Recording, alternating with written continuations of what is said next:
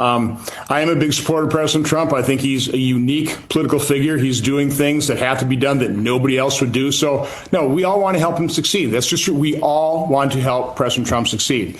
Have a different approach, obviously, on what needs to be done here. I've always thought that we needed to do this in multiple steps. Trying to put it all together in one, I realize a lot of times you do that to kind of force it through, make people take the bad with the good.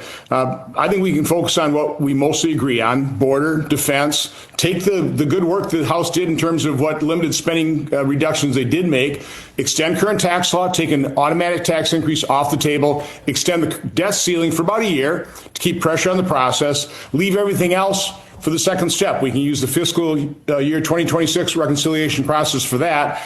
Call that the big, beautiful bill. But I think the first step would be a pretty big, beautiful bill. It'd be a significant achievement.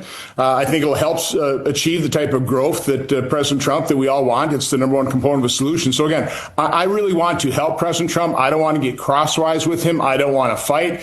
But I'm insisting on us discussing the actual facts and figures. And, quite honestly, the facts are pretty grim right now. We are, President Obama, his last 4 years, averaged about $550 billion in deficits. President Trump had to deal with Democrats, so his was higher, about $810 billion a year. Then COVID hit, $3.1 trillion deficit just in that year.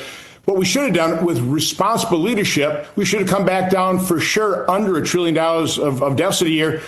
But we didn't have responsible leadership. We had President Biden and his Democrat allies. They averaged $1.9 trillion in deficits.